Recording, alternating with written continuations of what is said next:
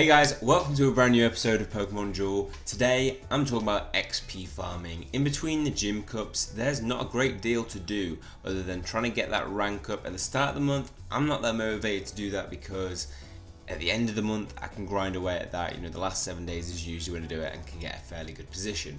So what I recommend in this time period doing is XP farming, and today I'm going to just show you the easiest way to do it. Now it's pretty obvious, but I want to show you guys exactly how much XP you can get and the best ways of doing it. So it's done through quests.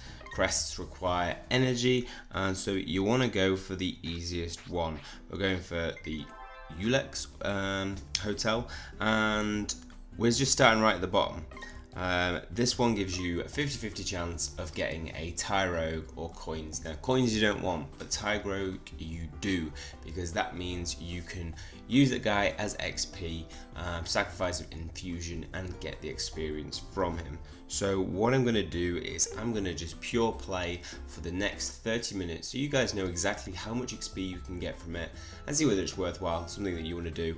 I've been doing it and it's obviously worthwhile because it's better than having no XP at all, and it means that when those new figures come in, you have their XP ready to put into them, and also you can make your squad generally better.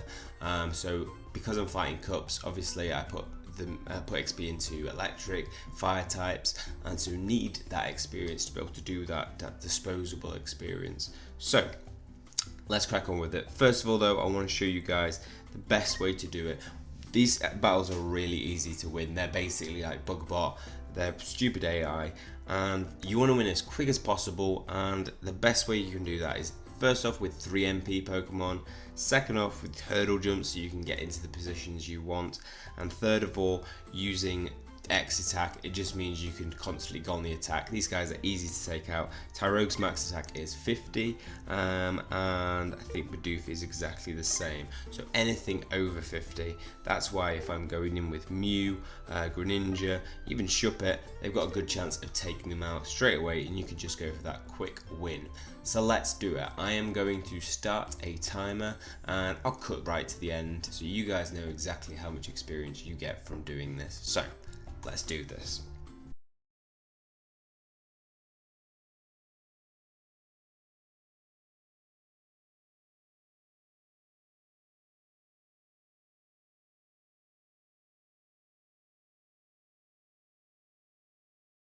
So final spin, and I'm gonna get coins. Rubbish. But in 30 minutes, which funnily enough, 30 minutes coincides with exactly how much time it takes for me doing that to get my energy down to 0 to the point where I can't use any more. So if we go to fusion, we can see that the worth of a common Pokemon is 296. Now, just a heads up, there are no uncommon Pokemon currently available in battling in the quests unless they bring out some more in the future. So common Pokemon are the only ones that can be found. That's why I battle in that lowest one for Tyrogue. So he's worth 296. Therefore, I in that process won 13 Tyrogues. So 13 times 296 is 3,500. 3,500 experience. That's 1,000 away from being a rare XP cube. So that's pretty good, and it took me a half an hour to do it. Heads up, if you've got Latios, he's the only thing you need. Bidoof and the other guy that was in there, Tyrogue, they cannot beat Latios unless he has that 1% hit miss, and they hit that one occasion, but he's all you really need. Otherwise the 3 MP Pokemon typically can't beat it, Latios or Latias. But 3,500 experience, for me that's a worthwhile way of farming XP, and I'm just going to keep those guys sat. I'm not going to, I've already got a full deck in my, I don't want to expand that anymore, but you can keep them in your messages for 30 days. So I'm just going to keep them there, not going to touch them, and as soon as the next gym cup comes and I start putting XP into characters, I'm just going to have them all saved, can get them, add them to my deck, and then just use them in fusion. and rinse and repeat. 29 days, you're not going to run out of days on that before you use them, and if you do, you can use them on the last day. Worth mentioning obviously is that it takes 4.5 hours for your energy to go from 0 back to 110.